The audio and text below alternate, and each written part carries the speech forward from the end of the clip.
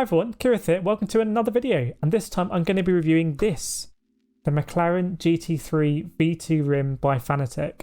And I just want to make it really clear at the beginning of this video that this isn't sponsored by Fanatec.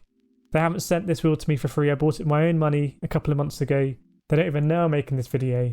And I just wanted to give an honest review of my thoughts of the wheel because I've been using it now for maybe almost 2 months. So quite a bit of time on the wheel, and I know there's a lot of interest in it. And just going to give my thoughts on it, do a little review. And there's going to be timestamps in this review, so you can just zoom ahead to the things you might be interested in. And I'm also going to assume that because you're watching this video, you know a little bit about sim racing. Maybe you've been racing on a pad, maybe you've been racing on a wheel, but you're thinking about stepping up maybe to the Fanatec stuff. So that's kind of how I'm aiming it. But let's start off with the price. So it's 199 euros for this rim. Doesn't actually come with the wheelbase. And that's an important thing to know if you're thinking about jumping into the Fanatec ecosystem. But this rim needs to go onto a wheelbase, which I've got here. And this wheelbase I was having a look earlier is actually sold out at the moment. The CSL Elite wheelbase normally comes in about 350 euros, but at the moment it's sold out, and this is sold out as well. So sim racing going through a real boom at the moment. But you could do the maths, 199 euros for this, 349 for the base. That's how much it's going to cost you. Whereas a G29, Logitech G29 or a Thrustmaster T150, they're going to come in much less than that. You're going to have the wheel and the base, so do bear that in mind with the costs. But if we look at the price of the rim in terms of the Fanatec ecosystem, 199 I think is very good value. So the 199 for this is the same as I paid for this WRC rim, which is based on the kind of standard P1 circular rim. And if you want to get the F1 style rims, they go from about 350 up to I think about 500 euros. The Porsche rims are about 500 euros, 600 euros. So I think this is a really good value proposition by Fanatec actually. They could have, I'm going to whisper it, but they probably could have sold this for like 250, 300 and it would still be sold out. But let's hope they don't do that. But yeah, let's start with the review. And the first thing we're going to talk about are the buttons. So you get a lot more buttons here than you do on most other wheels and other ecosystems, I would say, unless you're going way up the ranks. You get more buttons here than you get on the WRC, which is basically the P1 standard rim. So if you want more buttons and are looking for a cheap way of doing that, this could be a way in. So let's go through roughly what there is. There's a pit button here, which is actually your start button on console. There's also another one here, which is your share button on the PS4. I actually use it in iRacing for switching through my optimal deltas and stuff like that. You've then got your standard face buttons. They're all Xbox out of the box, but you can change them, so you could change it to PlayStation ones if you wanted. They also give you some generic ones in the box, like numbered ones. That's why you've got the Xbox logo here. That works as a PlayStation logo when you're using it in the PS4 wheelbase. But main cool things to talk about here, and in this review I'm not going to just list off things that they might have on a sheet. I don't even have the sheet. I'm just going to let you know how I use it and what I use it for and what I think is good and what I think is not so good. So I don't know if you can see it here, but there's a funky switch on this side. This is a really cool thing, but I do want to let you know about potential drawback. So it works as a D-pad. I think it's like an 8-way D-pad, so it goes diagonally. You can click it as well, so it clicks in, and you can also turn it like that. So it's a funky switch, does a lot of different stuff. That's really, really, really useful. So in iRacing, you can basically do everything on your relative black box with that. You can switch through stuff, you can go up and down, you can deselect stuff like your tyres, you can scroll it so you can add more fuel, less fuel. The only thing I want to let you know about is it can get quite fiddly. So sometimes I'll be trying to deselect my tyres in iRacing and I'll actually go to the next screen because when I'm pressing it in, I'm actually also doing a direction or I'm slightly turning it and stuff like that. So worth bearing in mind, but that is a funky switch. Not all rims have a funky switch like that. So on my P1, it's just a D-pad that clicks in. It doesn't actually scroll. So worth knowing. Let's go into these cool ones here. So you've got rotary pads. So the whole wheel is based on the actual rim that they use in McLaren GT3 cars. The only change really aesthetically is that in the middle we have an OLED here where they have another rotary switch. But these rotary switches on PlayStation, I believe, I might have to check this, but definitely on iRacing they work like D-pads. So when I go like this, it's just going right. And when I go the other way, it's just going left. So I use them to do stuff like brake balance, etc. You can change them in the settings, have them like actual rotary knobs. So you can have a different setting for each position, which obviously unlocks a lot of possibilities, but you have to be quite good at your memory to remember what each position does. The one at the bottom I think is pre-selected for things like your braking point and your clutch point, etc. If we talk about the OLED, this is an interesting point I found. I'm not sure many other people have spoken about this. So there's an OLED here that lets you know your speed, your gear, what you're changing in the settings, stuff like that. It's really useful actually to see what gear you're in sometimes if you're obscured on your screen.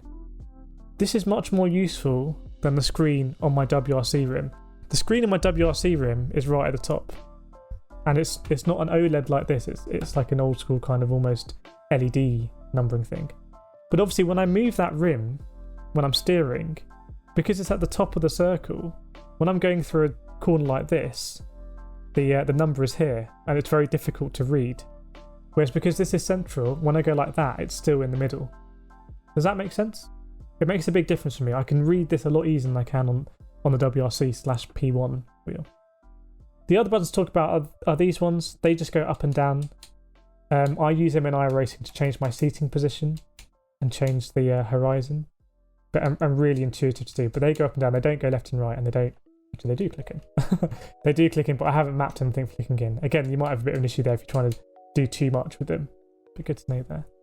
And the face of this is plastic. So obviously it looks like carbon fibre, but it's not carbon fibre. And it's not metal either. Now, if you're coming from a kind of wheel that's lower down in the ecosystem, whether that's Fanatec or Logitech or Thrustmaster, that probably won't be an issue to you because you'll be dealing with plastic. But if you coming into sim racing and you actually do real racing and you use metal wheels, this will seem like a step down to you. So worth understanding that this is not metal, it's plastic. These switches aren't metal. And for me personally, I'm sure metal would feel really nice, but I don't know the difference.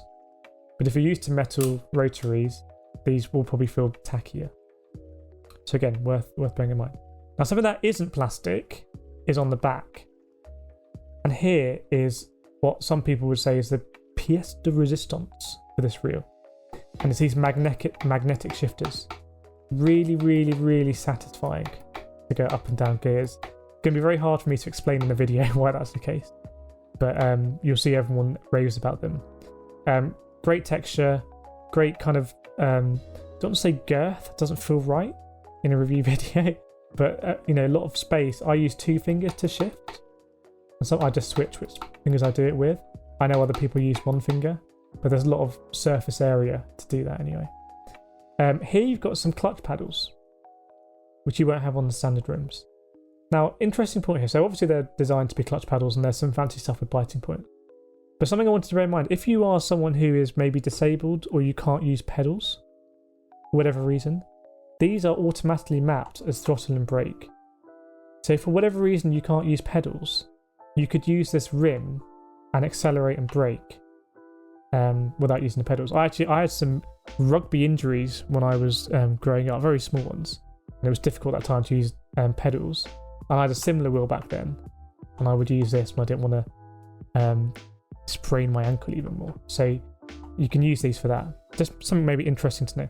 Right, here we go, is the quick release system. This is a big deal for people that know about Fanatec rims.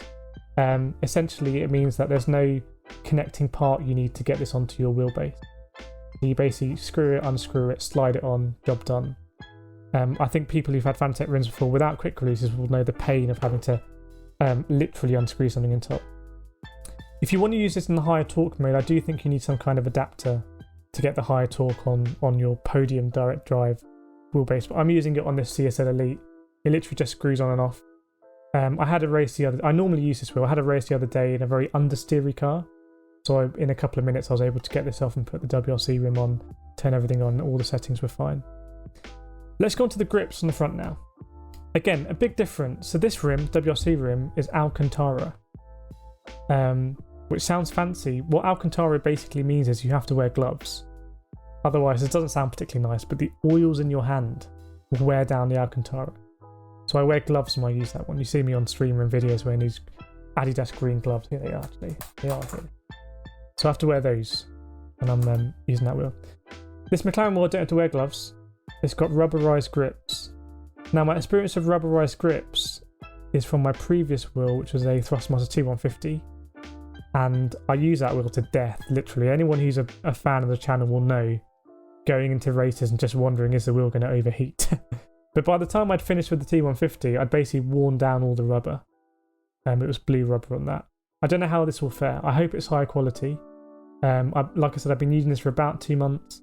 24-hour races, 12-hour races, a lot of GT Sport. Most days I'm using it, and I haven't experienced any rubber coming off yet. If you have a look, I've literally taken this wheel off the wheelbase and just showing to you. I haven't, scrubbed it down and polished it or anything. This is how it is. But yeah, big benefit actually not having to use gloves, I find, unless you're really into that. Means you can use your phone, means you can easily do stuff. Yeah, big benefit that. So yeah, that's the wheel kind of features in a nutshell. That's going through everything, frankly. There is here. I don't think I missed anything. A couple of points I do want to say. Firstly, if you're playing on PlayStation, there's no R2 and L2 on this wheel. So if you like having your indicators mapped, you're probably going to struggle to map it here. I do have R2 and L2 on the WRC rim. There are less rotaries, etc. Other features I have here. So really good for PC racing, but a bit more difficult for GT Sport in terms of missing those two buttons. So the video probably paused there a little bit because I was trying to think of other stuff that I don't like about this rim. And it's difficult because I really like this rim. It actually came the day before I did the Daytona 24 hours on iRacing. And I was thinking, shall I use it? Shall I not use it? It's a bit risky putting it on when the drivers don't work, etc. And I used it and it was great and I've never looked back. Apart from in a few specific circumstances, which I'll talk about now. If you're going to do rallying, this wheel is not going to be great for it because you're going to be crossing your arms. Not good for that. If you've got a really understeery car, you might prefer to use a circular rim if you have the luxury of doing that. That's what I did yesterday when I was racing in an Audi TCR in iRacing. That's an FF car and very understeery, and means you have to really turn the wheel to get any rotation. So I use that one. But otherwise, I use this for everything. I use it for everything on GT Sport, everything for iRacing, whatever the car. It feels really good in GT cars, obviously. It feels good in F1 cars. But it still feels good in a Mazda, still feels good in a road car. Just generally a very good rim. So those are most of the points I wanted to talk about. If you have any questions about this rim, either let me know in the comments or join the Discord. There's a link in the description below where people talk all sorts about rigs, equipment, general sim racing. I think there's about 200 people at the moment, so it's growing massively. But a lot of people there can give you advice, etc., and so can I. But if you have any questions, let me know. Let me know if you're looking forward to picking one up.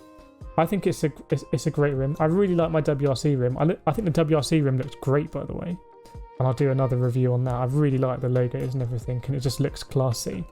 But for functionality, considering when you're in the Fanatec ecosystem, you do need to pick up a rim separately to your wheelbase. I think this is a really good value rim. And in fact, if you're looking to get into Fanatec, rather than get the bundle of the CSL Elite wheelbase and the P1, I would think about getting the wheelbase separately and getting this separately together. You probably lose a bit of discount from the bundling, but I think this is probably going to be a better rim for you than the P1, unless you're just doing a lot of rallying, in which case get the WRC rim. But yeah, that's everything from me. I hope you enjoyed this video. Let me know if you've got any feedback on it. I'm hoping to just review everything I use in sim racing, because I do sim race a lot these days, and I do try and understand the technical stuff of what I'm using and try and maximize my performance that way, and also do better streaming and videos that way. But yeah, thank you so much for joining. I hope you enjoyed it, and I'll see you next time.